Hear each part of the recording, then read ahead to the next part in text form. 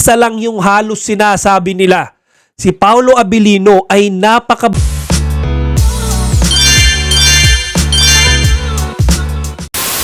Magandang araw mga kachika! Rigel po ulit ang inyong chika patron.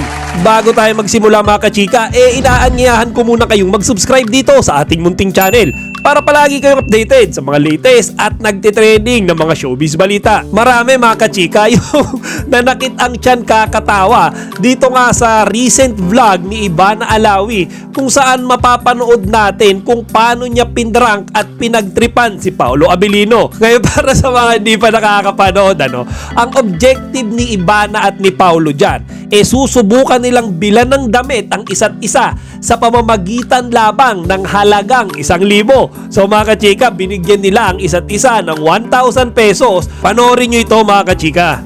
Okay, so ready ka ba na dadamitan mo ako, tapos dadamitan kita? Pero 1,000 lang ah. Ready naman.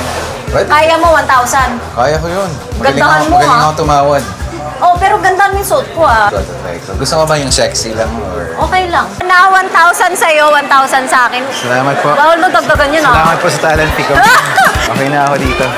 Ngayon mga kachika, may naispatan sila diyang isang tindahan. May nagbabantay na mag-ina. Ngayon mga kachika, dito na nagsimula ang pagpaprank. Kasi mga kachika, itong si Ivana Alawi, hindi sinasadya. O siguro mga kachika, sinadya niya yan dahil prank nga yan, scripted yan sinabihan niyang tsaka yung paninda nung mag-ina. Siyempre mga kachika, naging agitated ngayon yung mag-ina. Si Paolo, medyo kinakabahan na siya. 4 nga, pwede. Top 1,4? Sige, okay na 500. Ibigay mo 500? 500. Sige po. Kalma lang ate, na-stress na din ako, hindi lang ikaw. Na-stress din ako. So 350. Okay. Kunin ko na rin to. Yung quality yung dress. Hindi kakasabi nilang po tsaka. Hindi bagay sa kanya. Hindi bagay sa akin. Oo nga, pinipintasan yung paninda namin. Sabi mo tsaka eh. Tapos narinig pa ng mga tao. Tapos naka-vlog pa kayo. Hindi buburahin sa Parang ang yun. bastos naman po nun kung gano'n. Tapos lalo na nagkaroon pa ng pisikalan mga kachika kasi tinulak, alam nyo yun, sinagi, at yung worst pa mga kachika, sinabunutan nung mag-ina si Ivana Alawi. Kailangan jacket summer ngayon. Ito nanunulak. Kasi sito. Huwag mo naman ako iha sa akin. Huwag mo naman ako. Inihirapan ako. Inihirapan niya ako. 63 na ako. Pasensya na. Kailangan ng bunot. Hindi mo. Kailangan bastos eh. Tinataasan ka ng boss. Oh, talaga ba? Aray ko. Relax lang kayo. Ano binigyan ko? Hindi po artista kayo. Hindi po artista kayo. Di ba? Si Paolo Abilino, yung reaksyon ng mukha dyan mga kachika, kinakabahan siya Kitang-kita naman natin kung paano siya namamagitan at paano niya nire-respeto pa rin mga kachika. Lalo na yung nagtitinda na medyo may edad na. At dumating na nga yung part na inamin ni Ivana Alawi na yun lahat ay isang prank lamang.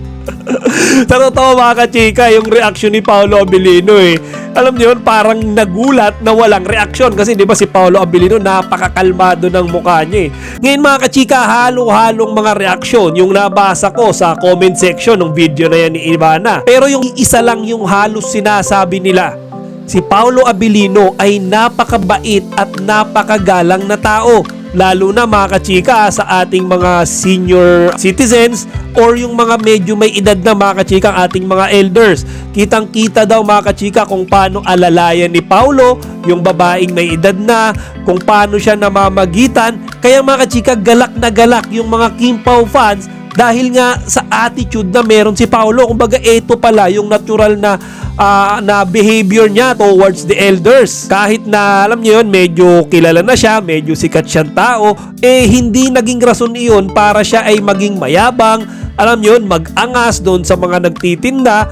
Hindi mga kachika, ginalang niya sa huli, nirespeto niya at hindi siya nagpakita ng yung kahit anong pag-resist, pag-aangas, or pagiging, alam niyo yun, pagyayabang doon sa mga nagtitinda sa Tianggian. Gaano siya kabait, ganon po talaga. Kuya, sobrang bait. Stress ako. Stress. Ako yung na-stress. Very respectful, very mabait. Kung kayo ang tatanungin ko mga kachika, nabilib din ba kayo kung paano hinandle ni Paolo Abilino yung ganong klaseng situation? Nabilib din ba kayo sa kanyang ugali na alam nyo yun, napakamagalang at may respeto, lalo na mga kachika sa mga nakatatanda? Ilagay nyo lang yung mga opinion dito sa comment section mga kachika para mapag-usapan natin. Chika Patrol signing out! Kachika, huwag niyong kalimutan mag-like, comment, and subscribe. Para sa iba pang mga celebrity news, i-click lamang ang mga videos na ito.